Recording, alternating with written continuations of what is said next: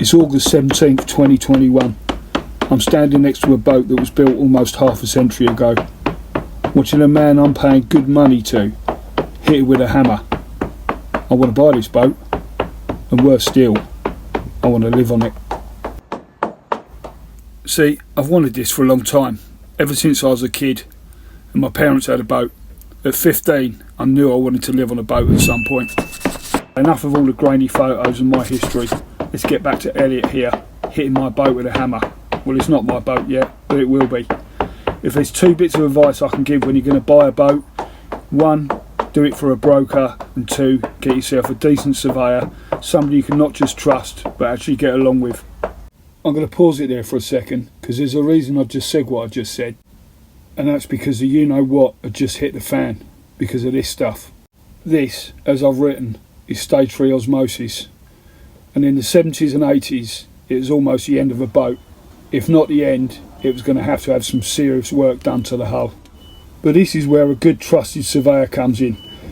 Elliot told me that since the 70s and 80s things had changed.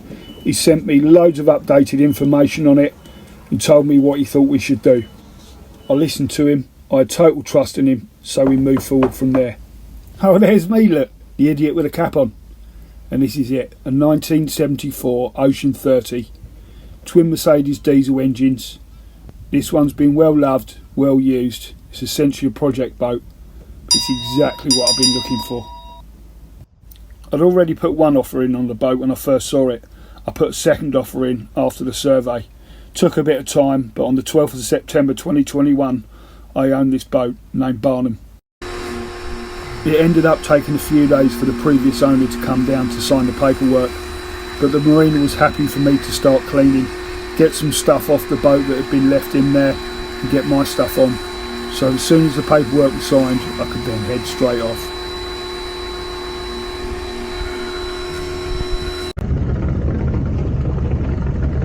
The paperwork had now all been signed and the boat was mine.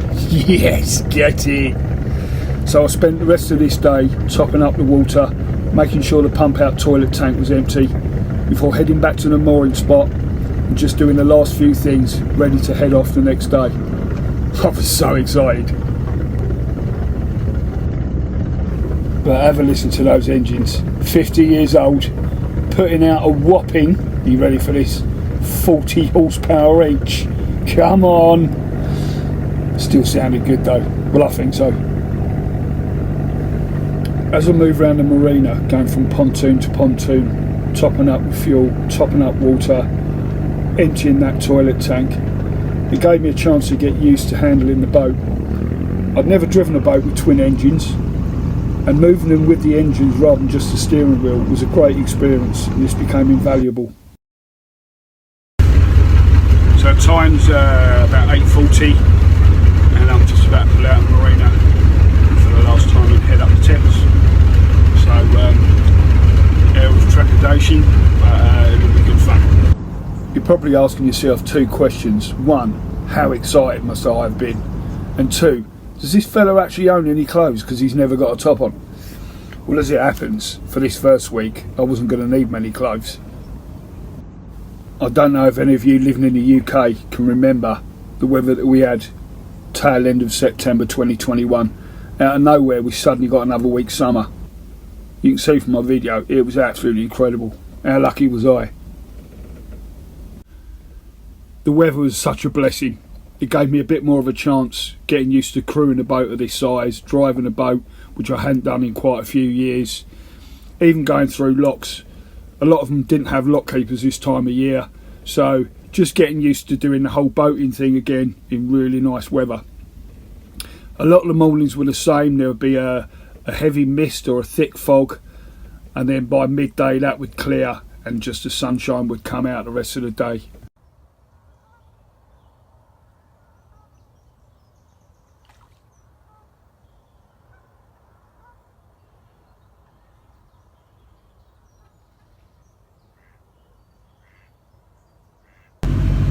Nearly 9:30, the fog's still really thick.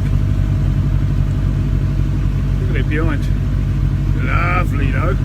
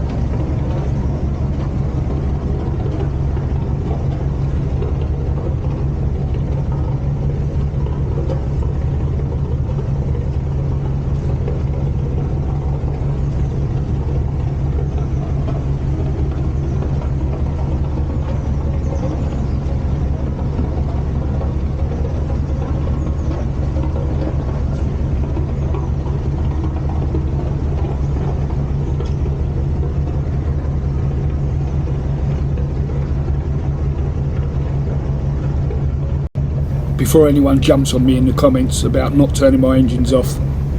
At this stage, between leaving the controls of the boat, grabbing the mid and stern rope, going up the steps to tie the boat off, it was sheer blind panic. What I tended to do is when I was up there, shut the lock gates, then come down and turn the engines off.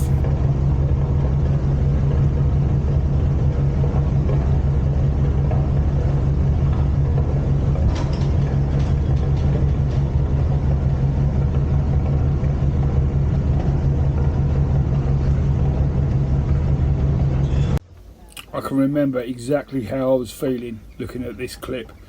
It was 3 or 4 days into the trip, and it suddenly hit me that something I first spoke of when I was 15 years old and started making a plan in 2019. I was living it. It was happening, and yeah, I felt extremely emotional, even if that duck found it funny.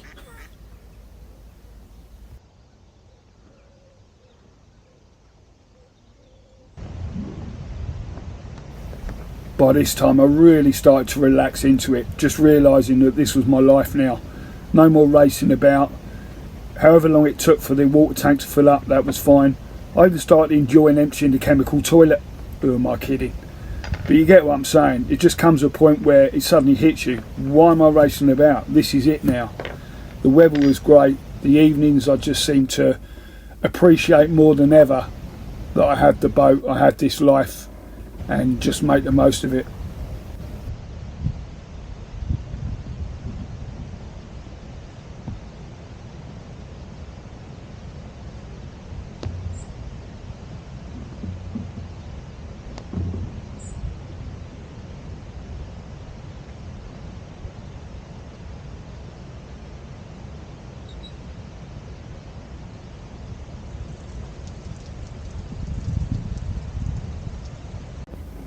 What had started to become a normal evening for me was having something to eat and then going to stand on top of the boat or sit on the boat having a beer, just absorbing my surroundings, sometimes chatting to people, sometimes not.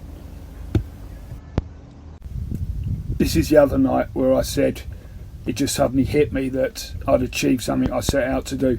I was probably even more emotional this night because I just felt like I was in the middle of nowhere and it's just nothing but wildlife. You could hear the owls, and it was such a great evening.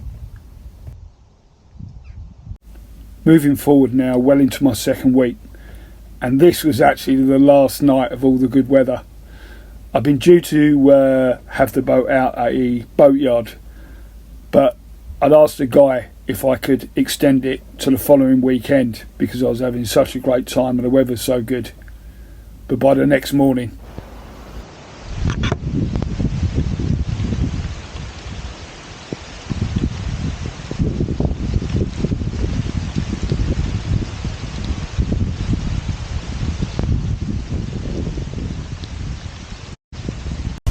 just a little bit of rain, that's all.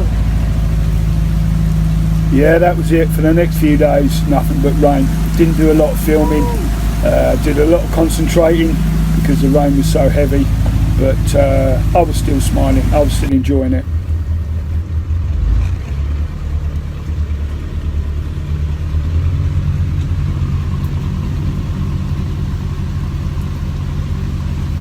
But on the last day, the sun came out, the skies were blue, and I'd moored up in a familiar place, somewhere that would become even more familiar as time went on. It was my last night on the water, and the next leg of this journey, where I'd refit the boat to make it more of a liveaboard, was about to happen.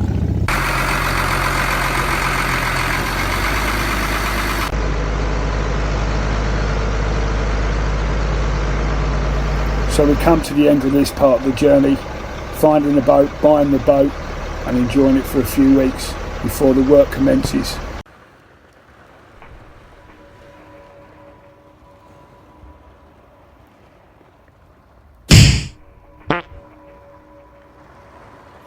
Welcome back to those that watched the first episode.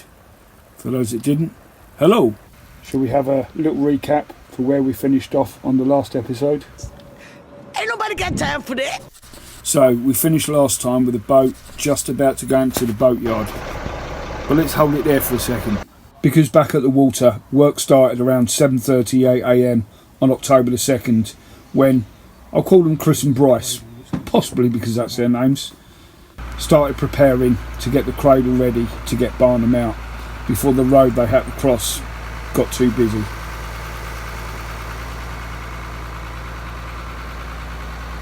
I knew already this was going to be far less taxing on the nerves compared to when I last saw Barnum out the water, hanging by straps from a crane above concrete only a few months before.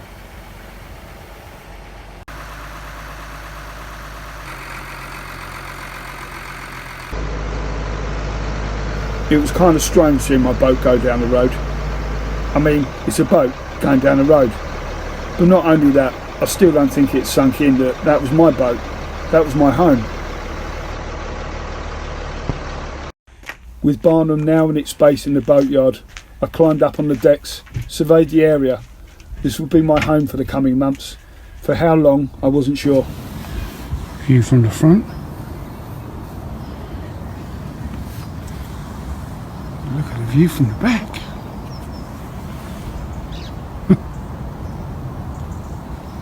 And, getting in any trouble, there's a couple of lifeboats here. I'd already decided that I was going to start with the front cabin. That's where I was going to sleep.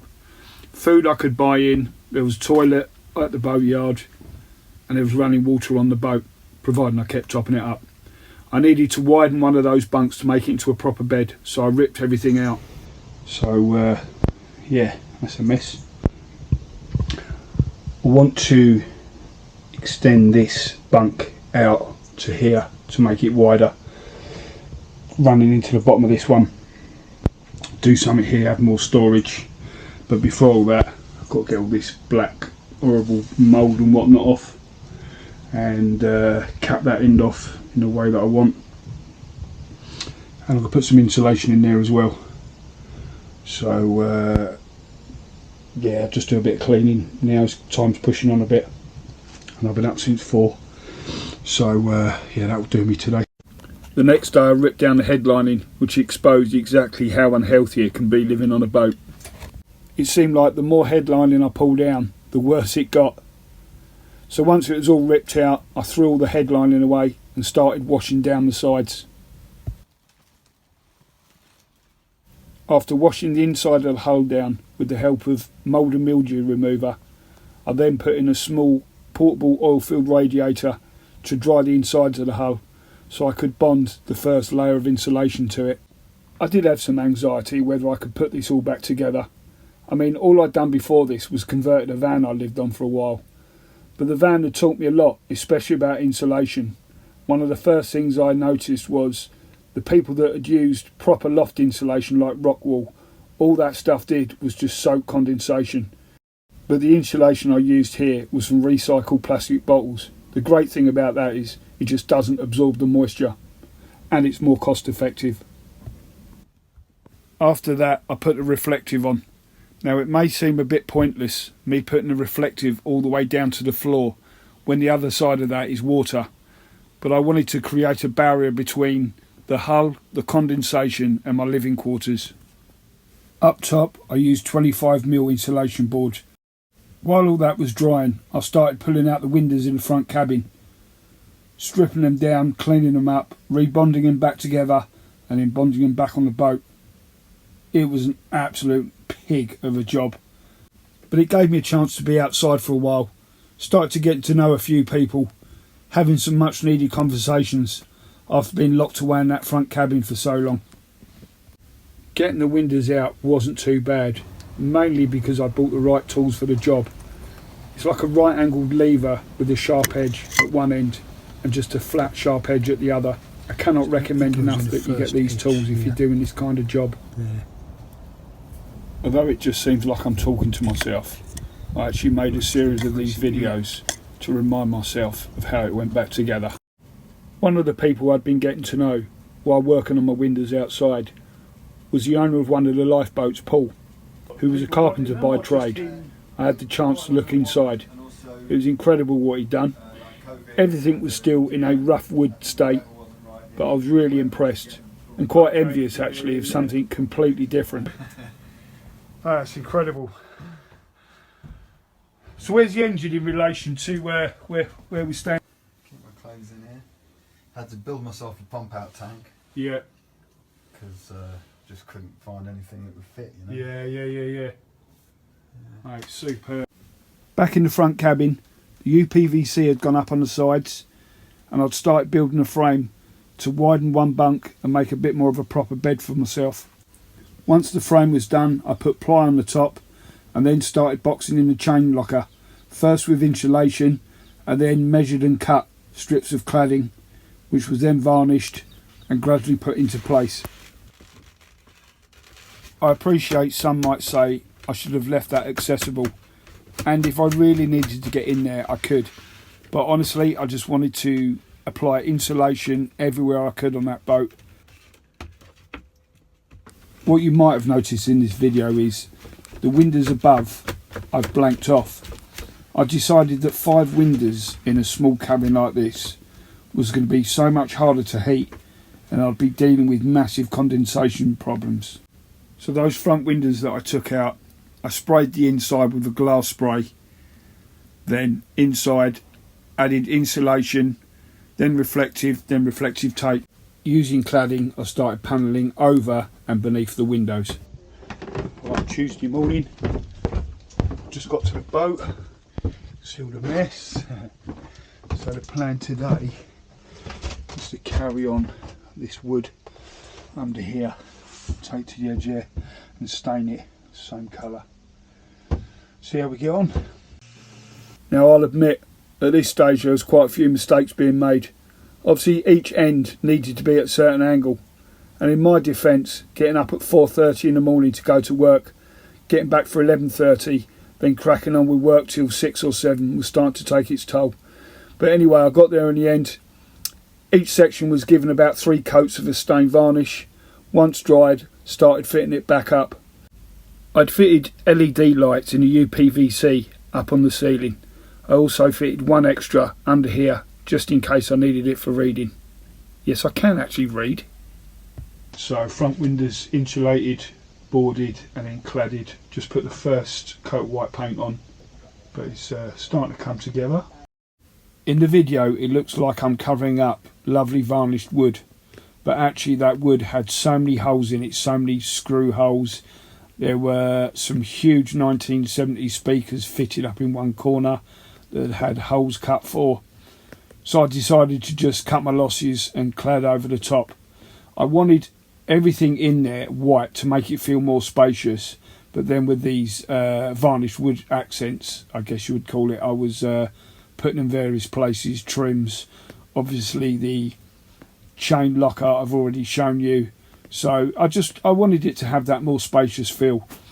So that was time consuming around that hatch or cupboard there, but again really pleased with how it came out, and I was starting to get that good feeling that the front cabin was almost completed.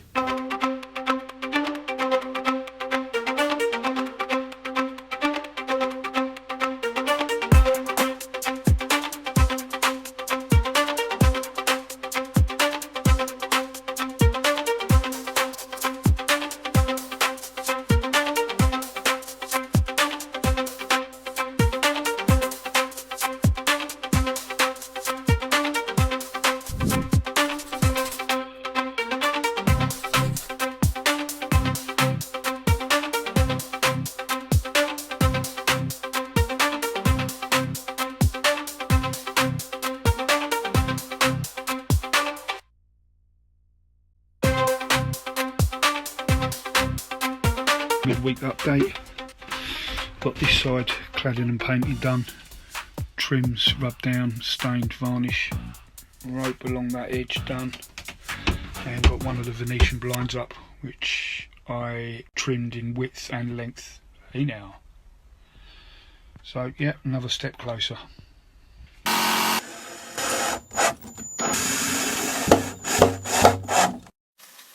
This weekend, starting with the top here, I've used this old sponge that was already on the boat and mocked up a template that will be used when I buy some new memory foam that will be my mattress.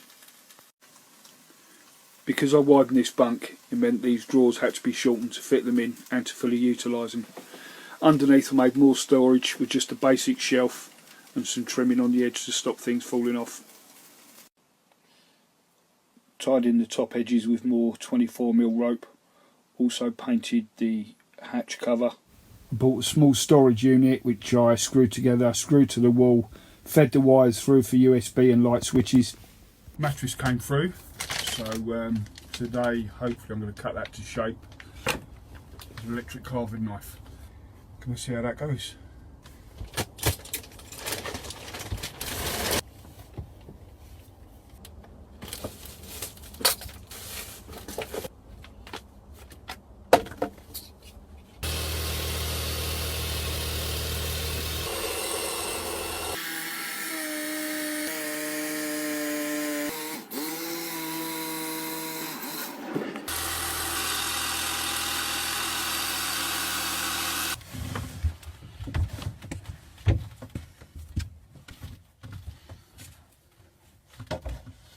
The last day in November, the front cabin was finally completed. So there it is, the first part done. It had taken almost 2 months to complete, but that did include doing those front windows. It's probably the nicest bedroom I've ever had, definitely the cosiest. Please like and subscribe, and as always, thanks for watching.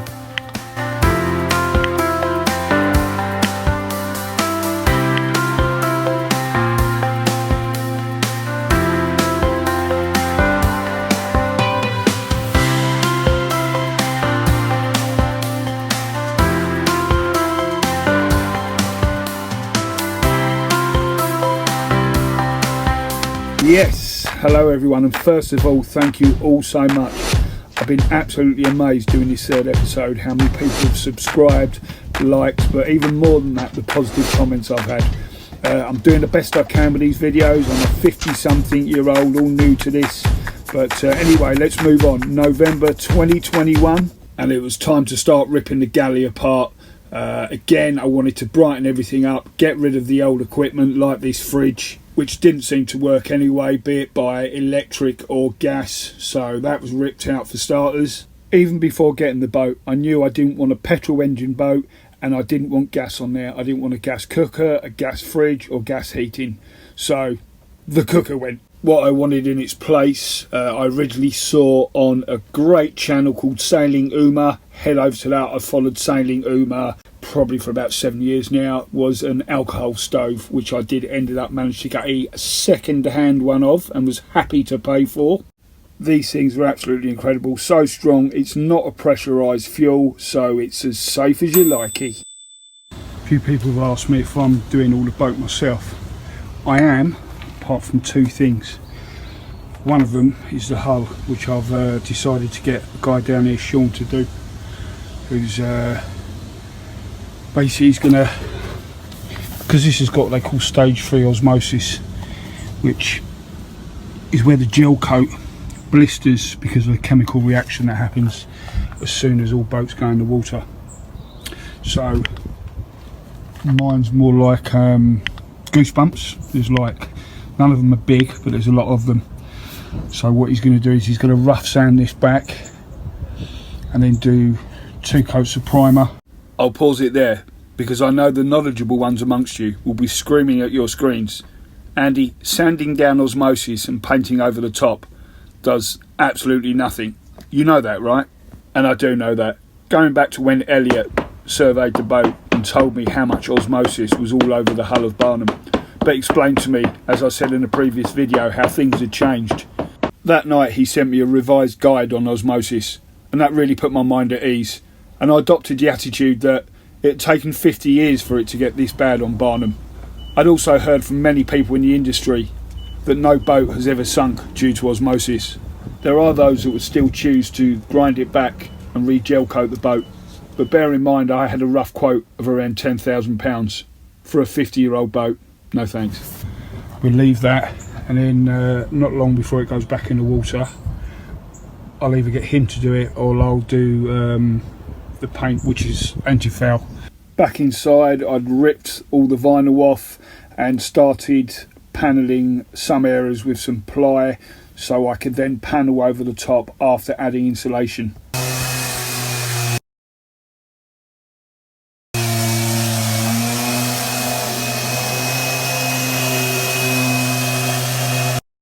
started working on the insulation and the ceiling, so I used again 25mm ply, same as I used in the front cabin. Look at that section there I've cut, look at that. Come on, can we just take a minute? So once I knew that fitted in, took it off again and then actually put Sikaflex on there to hold it up. Yeah, I remember my dad commenting on that bit going, so proud of you. But I was really pleased actually to get the insulation board up as much as possible on the ceiling. So Sean finished sanding down the rest of the hull yesterday. A couple of bits he's going to grind out, but he's hoping to start painting on Friday. I remember seeing the photo inside a yacht of the dark wooden beams running across and decided I wanted to try and mimic that with cladding. It took so much effort because, be it white or stained varnished wood, each strip had to have about 3 coats. But to this day, it's probably one of my favourite features of the boat. I absolutely love it, and again made it feel so spacious in there. I've had so many positive comments on it. I guess it's probably a bit of a Marmite thing for some people. When I got the boat, there'd been a shelf covering this window up.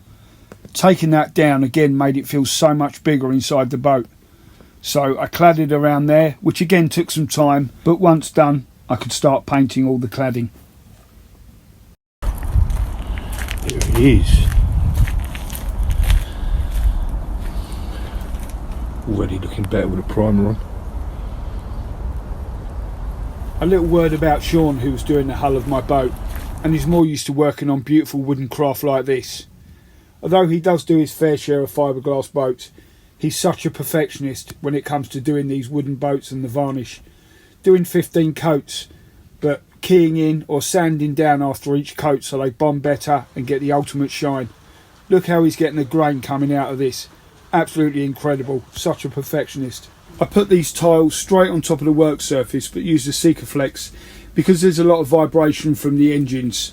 I felt a normal tile bond wasn't going to hold too well, whereas Sikaflex allows a little bit of movement. I then took the weekend off and did what any 51-year-old would do.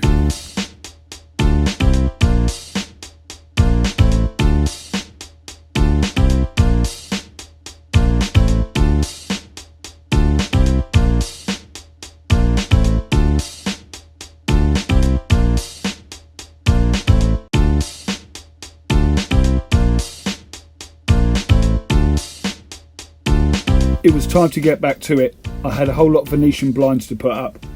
The reason I opted for these instead of cloth curtains is because of the condensation, and the curtains would just soak it up. So apart from 2 windows, every window on the boat has aluminium Venetian blinds fitted.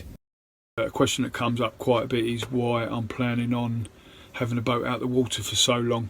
I don't want to rush doing this. Also money, so pay for some of the expensive stuff, do some of the other things that are more labour intensive where I can save more money up to get further things done. And lastly, like everything I get into, I try and embrace the lifestyle or treat it as a lifestyle, and I want to enjoy this, what I'm doing. I'm sure there'll be times where I need a break from it, but I want to enjoy this as part of the journey that I can look back on. There's no point in rushing it and sort of giving yourself more pressure than need be.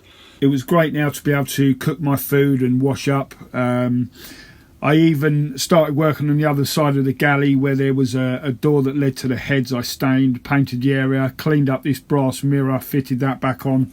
I was pretty much there with it. Had a few friends come down to visit as well, which was nice. None of them willing to get their hands dirty though. But it was good to see them. And the transformation of the galley was complete. From that dark dingy wood to something lighter, brighter and more modern. And felt safer with that dodgy looking gas cooker gone and an alcohol stove that could be moved about the galley and even outside, which I often now do. It was now spring of 2022 and the boatyard was about to dramatically change as Paul's lifeboat was going back in the water.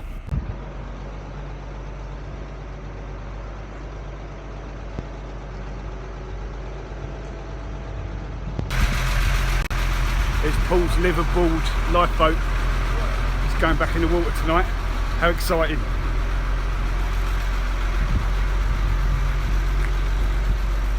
Looks huge going down the road.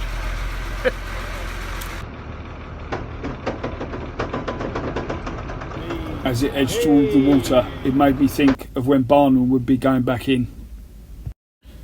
Back inside Barnum, I'd moved up from the galley over the weeks and had ripped out what originally was a bench seat which could fold out into another bed. I wanted to again make it feel a bit more spacious and get rid of these thick seats. They reminded me of the old train style bench seats that you sometimes used to get, or tube seats. You can see here I'm just pulling out the back of the shelf so I can put insulation in there. The shelf itself, which was fixed, I wanted to keep, but just get rid of the seat. And for a while it was just an open area. In time I actually added more storage. I'll probably go into that at a later date, put a single leather seat in there, some leather seat cushions. But at this time when it's completed, I say it was more of an open area. I bought a 12 volt chest fridge freezer which sat there with a power unit behind it. I don't know if anyone's heard of the Goal Zero Yeti. They're these all-in-one power units. There's so many out there now, like Jackery is quite a popular one. But you can see here, there's the fridge, and behind it is the unit I used to power it from, which I charged up with solar. And that stayed like that for quite a while. In this clip leading from the cockpit into the galley, you can see all the click flooring that I've laid. There's the open area there, and feeling a lot more spacious than it did. And this little fly-through video just shows how much more open and how much lighter the whole boat feels from that 1970s wood that was in there. And that takes us to May, which May is my birthday. I'll say no more than that. Just get one of them going. If you wait, if you Quick, happy birthday to me. There we go.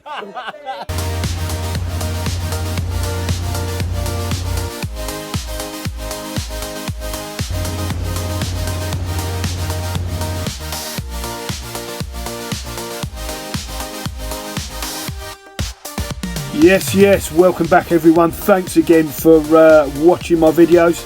So the interior was pretty much done at this stage. I mean, let's be honest, there's always little changes you want to make, but the sun was starting to shine and it was time to get outside. In the duller days I was working in the cockpit, and on those beautiful days like in this video now, I was working up on the hardtop. Now the hardtop needed a lot of work. I wasn't quite sure which way I was going to go with it, so I was working on it a bit sporadically, so we'll be cutting in and out of that. But for now, let's go into the cockpit where I'm working on the diesel heater. It originally had fitted a name I promised myself I wasn't going to try and say. Eberspacher? I don't know. The one that's not a Webasto. So since I've been down there, I've pulled the old unit out, heater unit.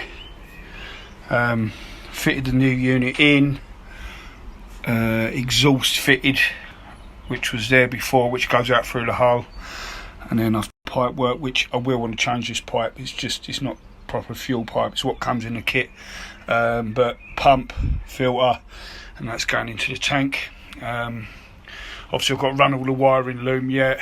I've got a loom to run up under there, going to the main cabin for the digital display and controller. But I'm pleased with what I got done today, because obviously getting up mega early, I don't really do too much in the afternoon. A little word why I keep banging on about getting up so early. I work as a personal trainer, and at that time was working at a gym for myself, which was over 30 miles away.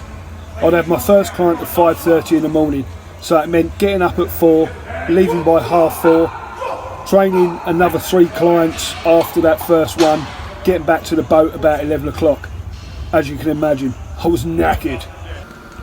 This is the second heater I fitted, and both of them smoke the first time you fire them up. I think this is where they have to be fully primed to get the fuel through the pipe, and tends to overfuel the unit for that first time. So, my heater is running. Hot air is blowing out. Just making sure the remote is also working. As I say, this is the second unit I fitted. The first one I had fitted to a van I've mentioned before that I was living on before I got the boat. I've previously done a separate video on Alpine mode. Alpine mode is on this model with this display. If you push the two buttons together on the left hand side, a blue mountain will come up. What this does is it slows the fuel pump down. If you're in high altitude where the air is thinner, it creates a richer mixture, meaning there'll be too much diesel compared with the amount of air coming in. So by slowing the pump down, it evens that ratio out to where it should be. Now, I'm not going to advise you to do this. I'm not at high altitude, but in the winter months, when I run my heater 24/7, I always put it in Alpine mode to save a bit of fuel, and it's never affected my unit or damaged it. Up on the hardtop, the first thing to do was to remove the old solar panel, handles, brackets, spotlight, aerial. You can imagine what state the screws and bolts were in. It ended up being really time consuming.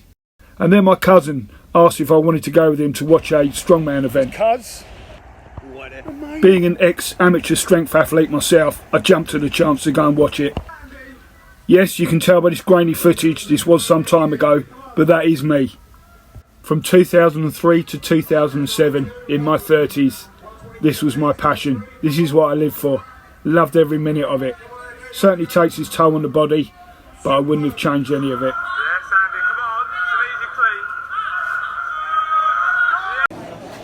But the event we went to watch was UK Strongest Man 2022. Superb event, put on really well, in a great venue. Had a great time.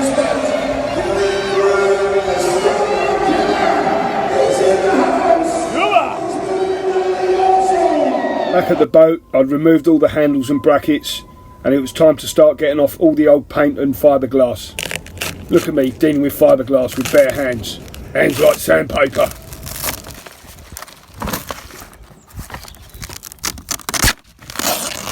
Now it became apparent what this hardtop really needed was to be ripped off and replaced. I've been commended so far on my videos for being honest, and I'll continue with that honesty by saying there's two reasons why I didn't replace it. One, financially, I was doing all this on a personal trainer's wage. But more than that, I didn't feel I had the knowledge, the skills or the confidence to replace it myself. Had it just been a flat piece of wood, I may have felt a bit different. But it actually pitched from the back of the cockpit up to the front and pitched from the sides up to the centre. And to do that worried me. So I cut away the real rotten pieces, got hold of some wood to replace that and bonded those in. When Elliot had done the survey, he noted that these, the seacocks, were both seized. There's a seacock on each engine, so I needed to sort those out. You might have noticed I'm bunged up with a cold or something, but I'm still going to try and explain why we have a seacock. So part of a cooling system for vehicles on the road is a radiator, and the fluid that cools the engine passes through that radiator that's generally at the front of a vehicle. As the vehicle travels along, air blows through it so it can cool that fluid down. Now boat engines are generally tucked away under the floor and don't have the beauty of having air flowing past. So instead, raw water, which is sea or river water, which is pulled up from beneath the hull, and both fluids pass through a heat exchanger. Now they never touch, they're not lovebirds, but in passing in their own separate jackets, the raw water, the river or sea water, is cooling down that hot coolant that's being warmed up by the engine.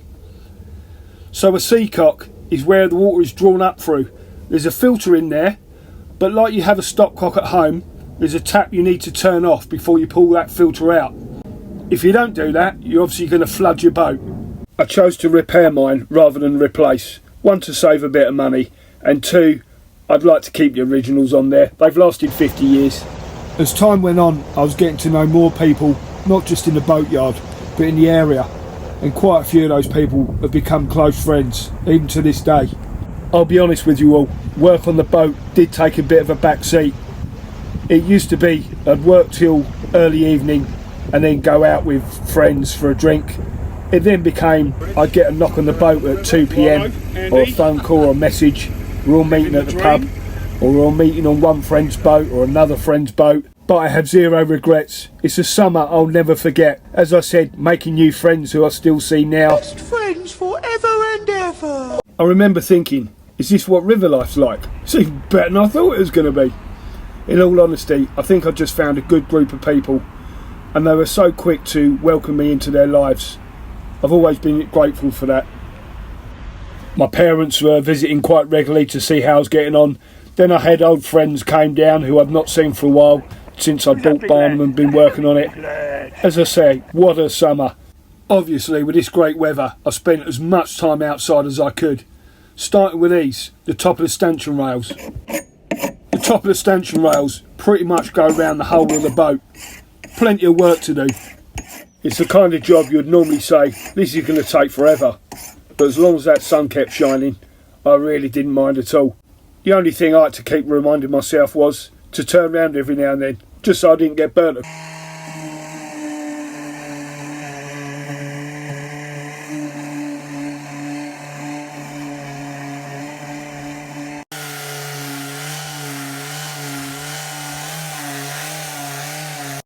I've said a few times on these videos that I was winging it, learning as I went along. But the great thing about having all these friends, some who worked in the boat industry, was the advice I could get. What type of scraper to get for what wood, what grade of sandpaper to use at what stage. And like with these rails, a few people said to me, don't bother using varnish, you'll live to regret it. It just doesn't last. So instead I was using an oil. This particular oil you would keep painting on, allow to soak in, and once it got to that point it didn't have that dry look, there was a residue on the top, then you gave it one more coat. If truth be told, it doesn't really matter if you use an oil or a varnish, it's not really going to last that long. It takes a lot of battering being on the water and just doesn't last as long as you hoped. But at this particular time I thought it looked incredible. This stuff I put on Dex D1 is actually it's just an oil, so it won't obviously shine up like a varnish. It literally soaks in the wood, but I've still done about 6 or 7 coats, reading on like forums and stuff the best way to use it. I do a D2, which is a varnish, which would give it a nice shine, but varnish comes with its own problems, so I'm just going to leave it with the oil. And the good thing is you can just keep touching it in as well. Hey now. There were so many coats to do, and you couldn't let it fully dry, so I was going from the handles back to the stanchion rail tops, back to the handles, to the stanchion rail tops, to the handles, to the stanchion rail. Oh my. Yes, and welcome back for episode 5. Come on. So this is where we left off, doing the oil on the top of those stanchion rails, all the wood around the boat. Let's move on to, this was late June through July and into August. I decided Barnum needed a good old wash. A wash, a compound, a polish and a wax. You'll see on the next clip I've got the old jet wash out. So a few people are going to say to me, I've had one already, you shouldn't jet wash your boat. That isn't actually true, but what you shouldn't do, you shouldn't use a high powered jet wash. You've just got the risk of damaging the gel coat, particularly with an old boat like Barnum, which is 50 years old. This is an extremely low powered jet wash. If you imagine the pressure from a hose, add a little fart behind it, and that's about the kind of pressure I get from my little pressure washer. So a good wash all over, and then started compounding on the top. Now I don't know if you can see on this next video here, the outer sides have got like a mottled effect. It's almost like a grip area to walk on. I obviously wasn't going to touch there with a compound and a polish, but the centre section is where it's smooth fiberglass. So we started off with a compound on there. Some people might be going, what about your stanchion rails? You're going to get covered. I did actually throw some blankets and rags all over the top of those, because anyone that's used a mop will tell you that the stuff gets absolutely everywhere. But it was something that needed to be done, and after this first day when I looked at it I was like, wow, how much brighter and whiter is that. Unfortunately got to drop the volume out here because for a lot of this work I was doing on the boat, I had the radio or I had music going. What I was saying on this clip was the difference in colour between the decks, which I still had to do, and the top of the boat. You can see how much whiter it looks. I've got it all out today. Hey now! One of the things I forgot to mention, up on the top on the tread areas where I wasn't polishing, I used a cleaner called Grunt. If you've not heard of this boat cleaner, G-U-R-N-T, it's superb. You paint it on, leave it for a few minutes, then wash it off. At the stern, where the black from the exhaust gets baked on, Grunt is the only thing I can really get it off with. It's non-toxic to the river as well.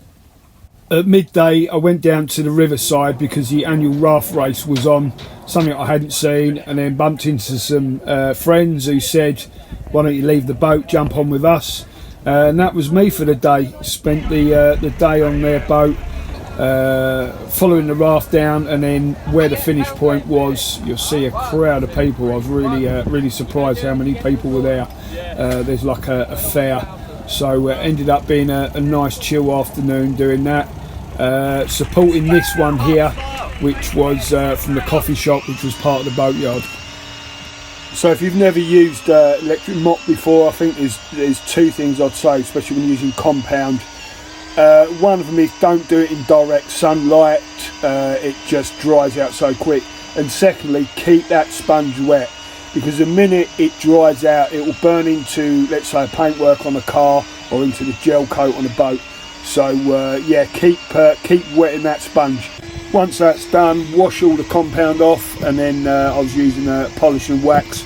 The brand I was using was Maguire's. They do a boat one. I was a big fan of Maguire's for my cars, and so I got some of that to use on the boat. Soft cloth on the mop to polish it up. Now these corners that I just put back on, they were well worn, all the protective coating had gone. I just sandpapered them back. I wasn't prepared to buy new ones. You know, things were getting a bit expensive now, and they were going to get dirty the first time they go through a lock. So all that was left to do was put the name on. Haven't got any footage of putting the name on the stern, not that I can find at the moment anyway.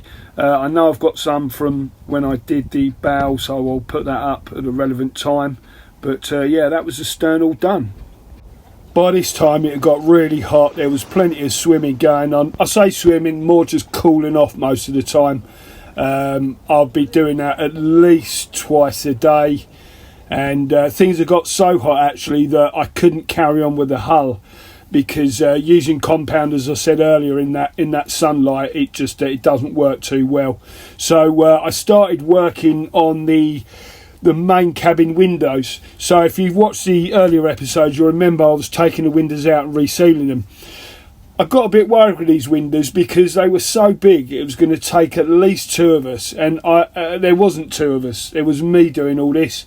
I could certainly call on somebody to come and hold something every now and then, but this was probably going to be at least a week of pulling the windows out with somebody, stripping them down, resealing them, getting them back in, then starting the other side. So I decided to, as you see, I was taping either side of each channel that I wanted to run Sikaflex through.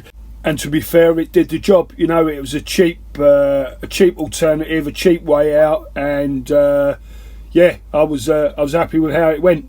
So at some point, once the windows were done, I was able to crack on with the hull again. You can see on this day it was a slightly more overcast day. It's still actually sunny, but in the morning I'll do the side where the sun wasn't on and get as much done as I could, which if I steamed in, it was generally all of it, and then either the next day or the afternoon do the other side when the sun had moved round. Something I'll add when you're using this compound and polish, it's easy to lose sight of where you've done and where you haven't done. So I used to either put little bits of blue tape along to mark off where I was working up to, or in this case the skin fitting there with the pipe coming out of it, which was actually for the shower, I was using that as like a marker point. So now a different pad on the mop. There's my friends Andy and Rachel there. Andy actually had a boat in the boatyard for about 12 years. He'll hate me saying that. So yeah, different pad on the mop now because I'm doing the polishing, and you know, at this stage the reward is so good because of the shine coming. You can see the difference. You know, that's a 50-year-old boat. Well, at the time it was 49 years old. But it was so flat. I think a lot of people didn't think it was it was going to come back up, but I tested a little area and it really showed promise. So yeah, well chuffed. So you can see here, hidden by the sun's actually at the stern of the boat.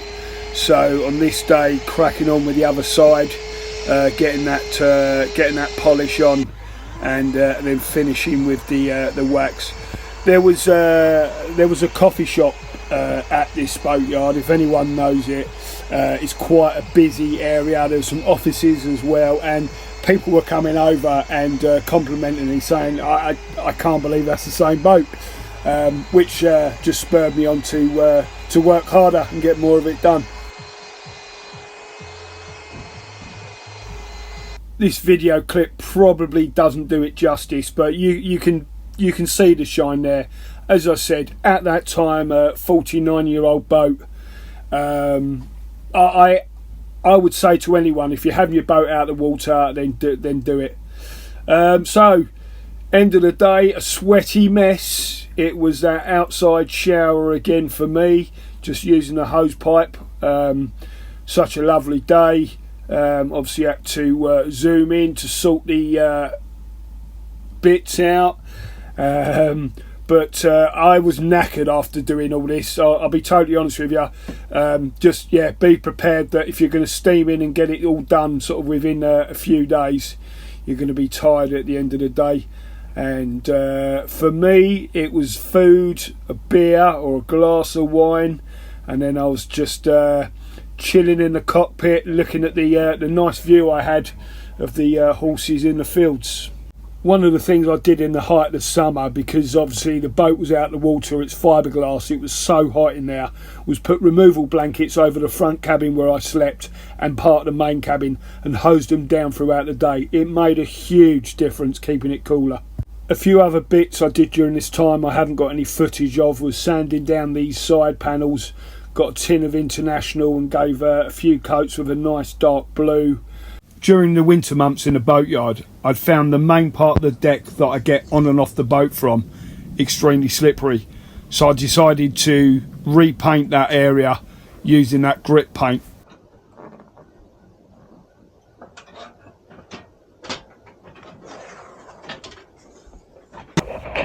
Oh, you think darkness is your ally?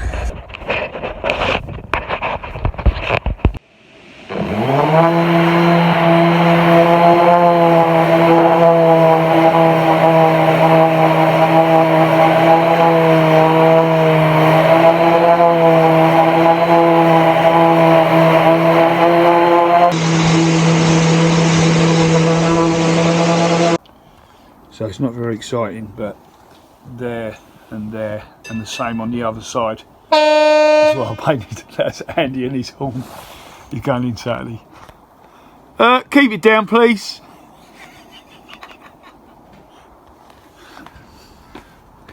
Yeah. So yeah, same on the other side. I'll probably do another coat, but it's got some like an anti-slip to it. So obviously that's why I've done it. Something else I wanted to look at was the cockpit flooring. It had clearly at some point had some other flooring put on top of the original boards. I had thought I was going to get some thick ply and cut new sections, but when I looked into it, the price of ply that I needed was going to be ridiculous. I think since lockdown, a lot of prices have never fully come down from where they were, and at that time there was just no chance.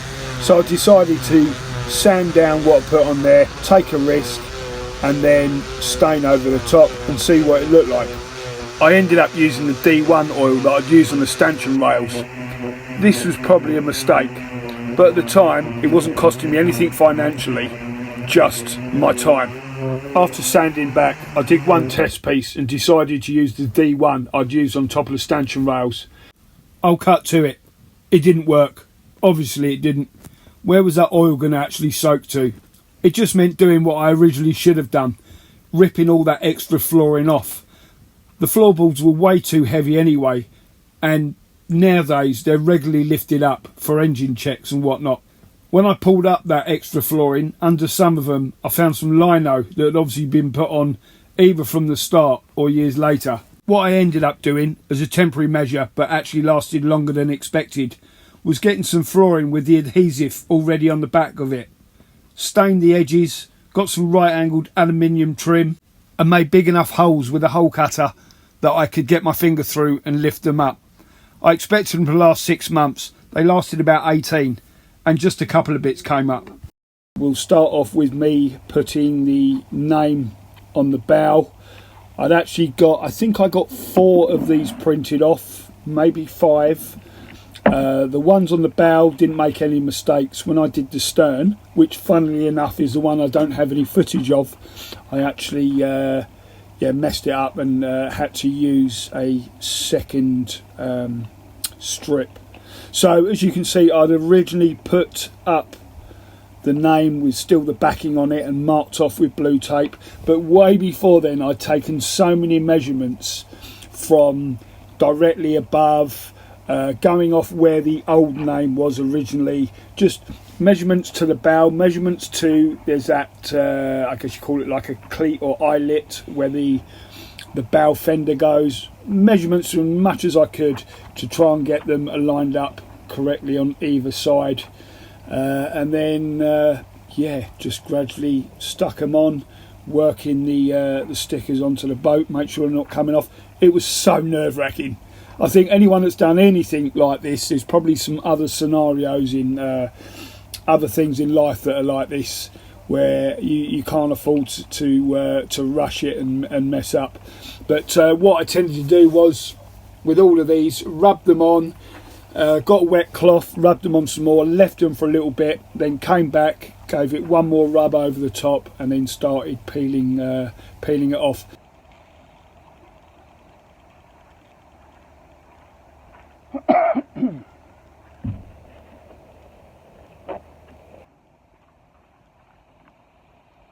What makes it a lot harder obviously on here compared to putting stickers or transfer on a car is the bow is flaring up towards the deck, it's curving round towards the bow, just a lot of odd shapes to try and get measurements from, something I hadn't done before. The stern, actually, the one I messed up, should have been quite easy to do compared with this, but we got there in the end. I'm actually going to speed the video up a bit. I know people say I should just leave these videos running, but majority of people also don't have the patience. So we'll just speed this up. I was well pleased with how it came out. You always get the odd person say that's not straight, but 99% of people who looked at it said that was a cracking job. And getting them aligned on either side as well. But to this day, I never see an issue with it. So happy with it. Some celebratory pull-ups were in order. Show off. There's a lot of stuff I was juggling at the same time. So while I was doing the floor from the previous episode, I'd also started doing these steps. So these lead from my main cabin up to the cockpit. A lot of work because I wanted them to look a little bit special. So ripped the carpet off first, and then it was getting the heat gun and the scraper out to get as much as of that varnish off as I could before I started sanding. Once that was done, I'd put some white paint on the sides and the front of the steps. This is a kind of paint that can be wiped clean as well. I also then started putting stain on the steps. Welcome to the mess that is the cockpit. So put first coat of varnish on the steps today. I'm going to put at least 3 coats on. I've got some fine grit paper to sand that back at some point tomorrow before putting another coat on. The roof, obviously I've got some OSB to go on the top. Before you yell, don't use OSB. The reason I was using OSB was a friend of mine that did fiberglass for a living on conservatories and porches. He was going to do the fiberglassing for me, or help me at least, and said with the fiberglass kit that they used, it had to be done on OSB. So that's the only reason I used OSB. Anyway, back to the video. But I'm going to panel in here as well, so I can screw all the way through to some decent ply. because in all honesty this thing needs replacing, but because of how it pitches and whatnot, I'm not comfortable doing that myself. So I'm essentially going to sandwich it between the OSB and some ply underneath. So there are lots of big offcuts that I've been collecting from the boatyard that have been left in the scrapper's cage. So tomorrow I'd like to start cutting some of that out and, as I say, doing some of these infills and all sort of preparation for when I put the OSB up on the top, on the outside. So yeah, that's the plan for the weekend, weather pending. If it's anything like today, I can get out there and cut wood in between the rain. There's been plenty of dry moments today, so that's the plan.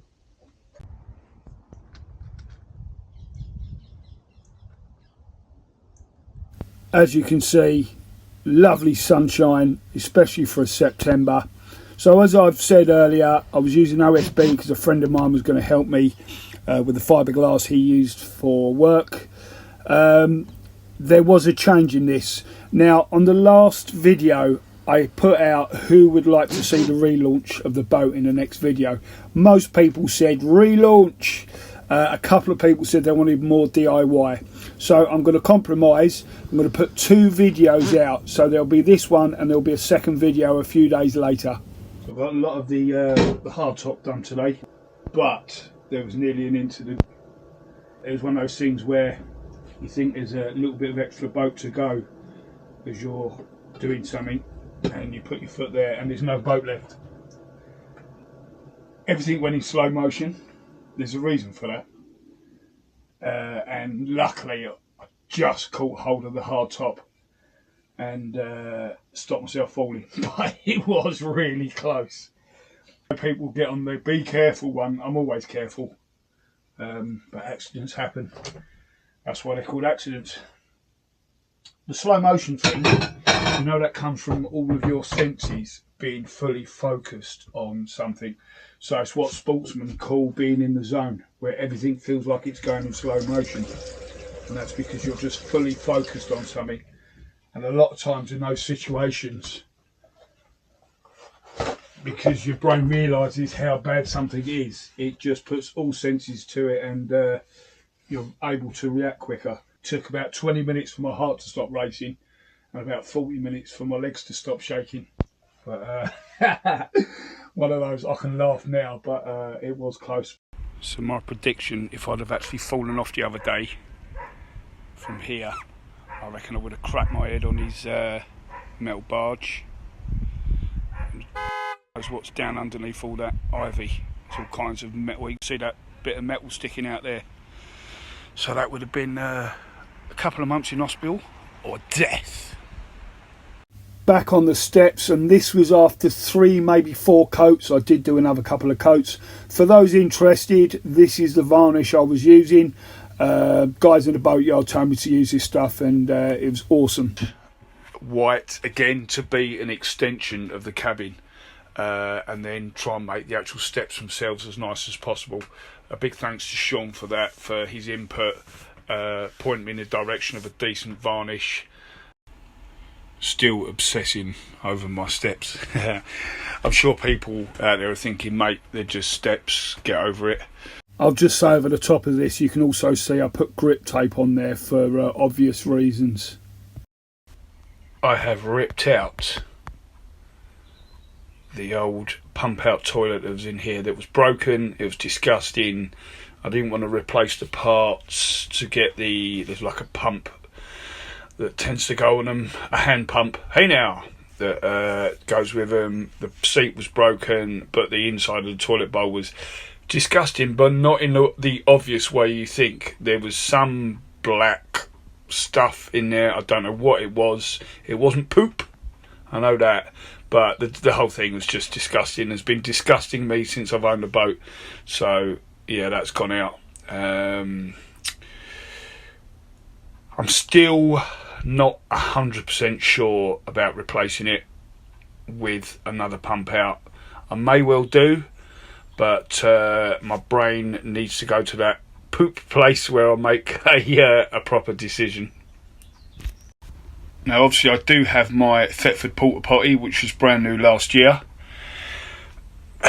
The thing with a pump out is you have to go somewhere, a marina or certain locks have pump outs. On the Thames they generally charge you about 20 quid a pop to empty the tank. I think me on my own, that may be once a month, but that's still another 20 quid once a month. So times that over a year, it's a bit of money just for getting rid of poop. So obviously with a porta potty, it's all a bit more manual and hands-on, and I've got plenty of fluid down there that you put in the chemical side of it, as it's a chemical toilet. The thing was, and my dad made a valid point that, you know, if I really needed it, the pump out's there with a holding tank if I was ever ill or whatnot. At some point I made the decision to get one and bought the world's #1 marine toilet. Just got to get some wet room paint to do the bits that lift it up. The ugly arse stickers are kind of a necessity, partly because obviously when you're at sea, I'm not saying I'm going to sea, but you can flush straight out to sea, as disgusting as that sounds. So that means you've got your main seacocks open, which means these almost become like a secondary seacock for the toilet. So it has to be locked off to prevent flooding on the boat. So that's what one of those stickers is for, and the other one is just a don't put wet wipes and whatnot down the toilet. But there we have it. This 60 litre water tank I had on my van and decided I wanted it on the boat. It was originally going to go on top of the front cabin outside, so needed to make a box section up for it, which was going to be insulated. Things did change. I decided I wanted it in the cockpit, but at the stage when I was building it, it was being built to go outside. So I'd painted it with a weather paint.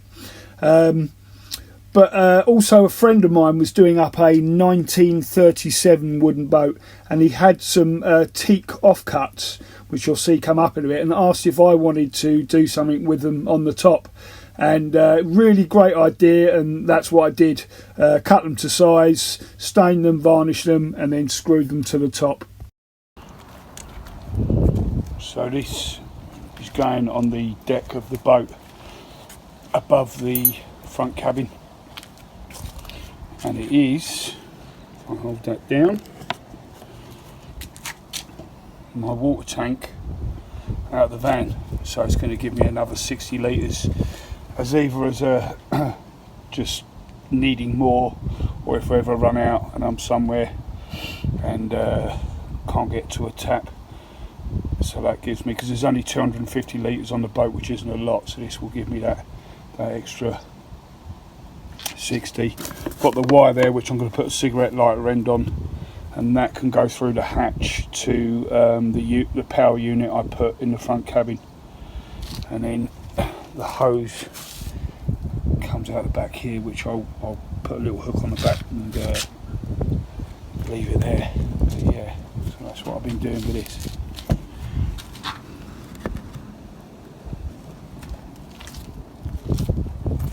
As I say, because it ended up going in the cockpit, I bought 4 wheels for it, put those on the bottom of it, and it was all a nice little addition to the cockpit. Now I have to mention and show these clips because this guy became a really good friend. Wasn't living on it, but the boat had been in the yard for 12 years. Mine was actually put alongside it. We ended up becoming good friends. Every time he came down, we always had a laugh, and I was so pleased for him to see it finally going back in the water after more than a decade. And it's leaking.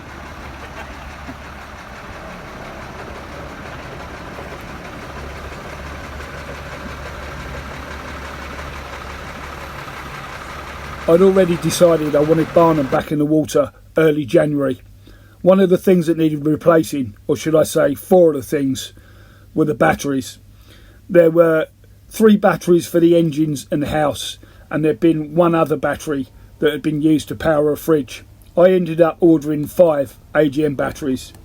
This way I could have 2 batteries that could be devoted towards the fridge or another electrical item. Obviously lithium would be great, but I couldn't afford that at this stage. I needed to make another battery box which will go underneath the floor for that 5th battery. I had solar plans as well, but that would be a little bit later on. Something else I needed to check was the anchor chain. Just give it a clean up, see how long it was, and make sure the winch was working correctly. November, a month of misty mornings and chilly evenings and bonfires. Meanwhile, I was making a mess in the cockpit, sorting out electrics, a few damaged sockets in the cabin, but also sorting out dodgy looking battery terminals from when I replaced the AGMs in the last episode. I'd noticed a few of the terminals needed sorting out, so that was the job at that time, either replacing the terminals or cutting back the wiring and refitting them. While doing this, I was also running wiring and a cut-off switch for this 3000 watt inverter that I had bought. A little explanation as to what that is. The reason for the inverter is it converts DC direct current to AC alternating current, so your homes will run on alternating current. So anything that I need to plug in, like a 3-pin plug that you have in the UK, like my washing machine, that needs to run through the inverter because it works off AC. At this time I had a lot going on in my head because of an ever increasing problem, certainly in the UK, which was starting to affect me financially. Energy bills are set to skyrocket again, this time by even more, almost £900 more. Conditions have worsened in the global gas market, reached over 10 times their normal level. As a personal trainer, when things get tight for people, I'm often the first to be dropped because obviously rent, mortgage, food on the table, all that has to come first. I just lost one client because he'd got another job abroad and was about to lose another. Money was running out and I was now in a financial deficit in terms of what I was earning. I had to make the decision to get the boat back in the water in a month's time in early December. The thing to suffer with this was the hardtop. I needed to get something sorted straight away, and unfortunately it meant doing something I really didn't want to do, but there was so much to add to it. I had 3 solar panels to fit up there, run all the wiring, and now only having a month to do everything. I was already becoming exhausted. 13 months of working for myself and working on the boat was taking its toll. So first I needed to cover up the OSB my mate had told me to use so he could fiberglass. So I just screwed ply straight over the top of that. I then used a latex paint. I had some already and bought some more. It was a quick fix and a cheap fix. You got to remember at this stage I'd ploughed so much money into the boat I practically had nothing left. I've got nothing left. I've got nothing left. Now I know people are still going to want to jump in the comments and tell me what a bad move it was doing this, but I had to do what was right to do at that time. Financially it'd become a real struggle. I still had the electricity to pay for when I left the boatyard. I didn't want to run into paying for another quarter, although I would get some of that money back. I still had to pay that up front. The latex paint got me through 2 winters. The second winter the temperature plummeted and the paint contracted, so I was painting more latex paint over the top of that. The long-term plan will be to reboard it and fiberglass it with the boat in the water, but at this stage it meant I could crack on getting the solar panels up there, running the wiring through, the wiring for the TV aerial. There was a spotlight needed to go back up there as well, so it just enabled me to crack on with that in the 4 to 5 weeks that I had left.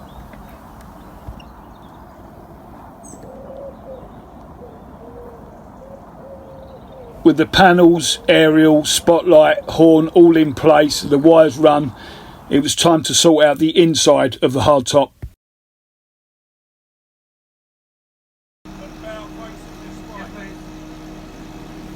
Another boat had turned up at the yard, well, a yacht actually.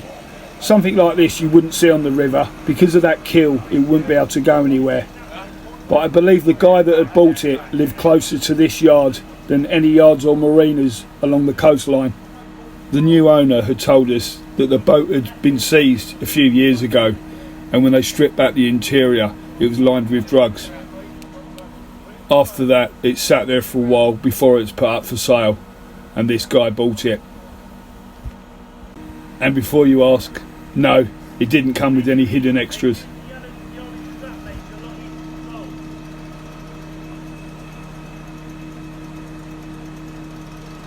Out the front on the water, something really special had turned up. The Queen's row barge, the Gloriana. It had been taken to Windsor after the passing of the Queen, accompanied by the Dunkirk little ships. It was now on its way back down to St Catherine's Dock.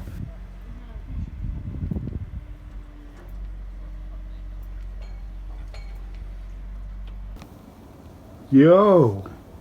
The last week or two been doing the roof of the, or should I say maybe the inside of the hardtop. UPVC, LED lights, and in the last few days I've redone the top, I guess you'd call it the dashboard.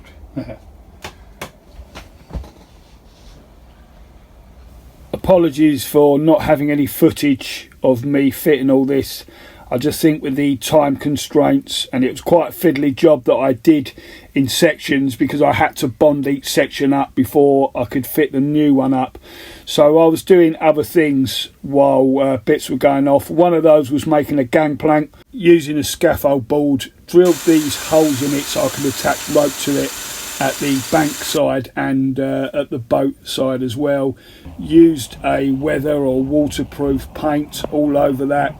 You'll see in the next clip or photo also attach some rubber matting to the underside at each end, one so it protected the boat and also hopefully to act as a bit of anti-slip at the bank side, whether it was on grass or on concrete. On the top I put grip tape and I guess you call some like ladder runs as well, just in case it was ever going to be used on an incline either to the boat or to the bank. Just gave me a bit more chance of walking up there. I've actually used this a lot, not necessarily in flooding, but when I've anchored away from a bank and need to get on and off. So there you see the rubber matting to protect the boat and act as anti-slip, and grip tape on the top also to act as anti-slip. Obviously I was under this time restraint, so I couldn't do a lot of the engine checks I wanted to do, but something that was an absolute must was changing the engine's oil and filters and fuel filters. So the oil I use is classic marine oil. As for the oil filters, I tried tracing the part number off this old filter, which was discontinued. I think it was only Fram that still did oil filters for these engines. The right boat engines you can still get a lot of the parts for, and it's another reason I went with this model of boat, because they use these Mercedes diesel engines and you can still get a lot of the parts for them. I did have a few breakdowns once I went back in the water, and one of them I was able to get a brand new lift pump for it, which I thought that was absolutely incredible for, I mean this is a 1974 boat, but these engines were actually built originally, I believe it was in the mid-50s. So to still get parts for them is incredible. Just for those that don't know about boat engines, obviously you can't get to the sump plug to drain the oil. So you'll see these things here that look like taps. You actually pump those up and down, and it sucks the old engine oil up, and you put it into a container, and that's how you get rid of it. So as I say, into the last week, Sean, who you might remember from earlier episodes, who sanded back the hull and barman, he was due to go to the Norfolk Broads to do a boat up there, so he did all the anti-foul before he went. Then when the cradle was put in place and the old stands were removed, he'd left me the anti-foul and paintbrushes to then do the bits that he couldn't get to. Now the boat's on the cradle and get to the bits that Sean couldn't get to when it was up on the barrels and support stands. So that's all this bit here. But Sean's summing himself up in the Norfolk Broads at the moment. He's actually working.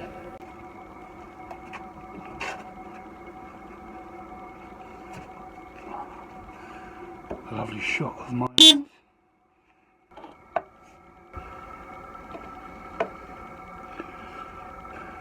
Sean Crummy, you missed a bit.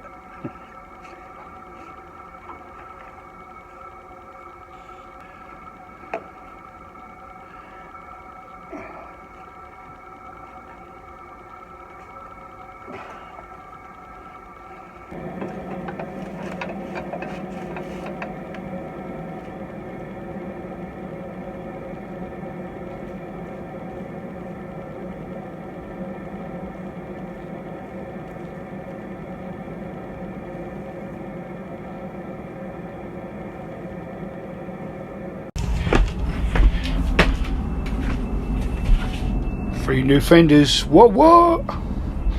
So at the stern of my boat, the air draft from deck to water gets a hell of a lot smaller. So have to have two this size at the stern, and then these two are the next ones up, and then all the rest I've got covered.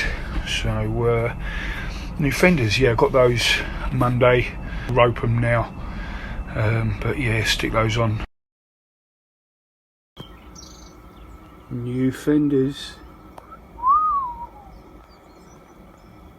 So many little bits and pieces that still needed doing. So the front curtains there, where I couldn't really put Venetian blinds, I actually made those. Got some blackout material, and I say made, obviously I had to measure, fold over, and I just used that that sticky tape that essentially melts when you iron it to hold those together. There was no sewing, I can promise you that. Also there I'm fitting some LED lights, so as well as the main LEDs, the bright ones, which are a bit much when you just want to chill at night, I'd fitted the LED strips around the edges and over certain doorways.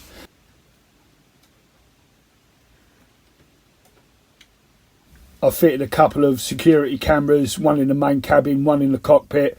These can all be checked and recorded through your phone. They're the Amazon Blink cameras, which I still have now. So on the evening of the last day, all that remained to do was top up the main water tank. I had 4 25-litre containers as well I topped up, but Barnum was done, and it was coming to the end of my time in the boatyard.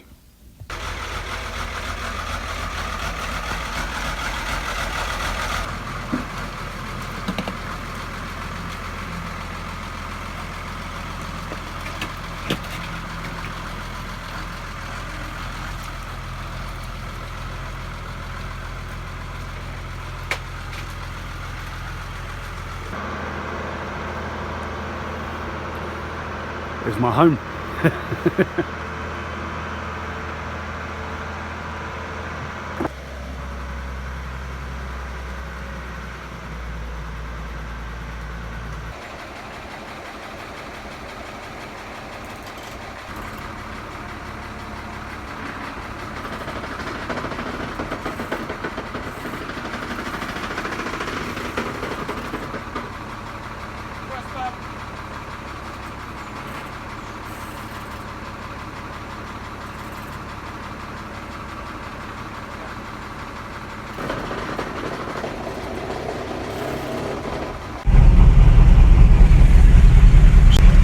This happened. How happy am I? At the moment, God, a little rough. It's been a stressful week. At the moment, I've got just both the engines running, just to keep checking the seacocks, make sure there's no leaks. But so far, all good. So, as you can see by the constant smirk on my face, I'm proper happy. I've missed hearing those engines as well. So, yeah.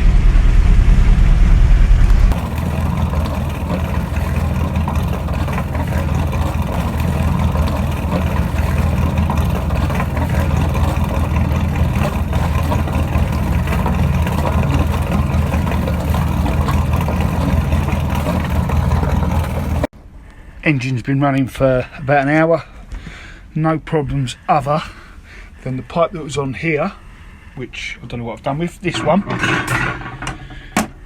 was split, so I've just replaced because it was leaking water. Now this is my clarifier.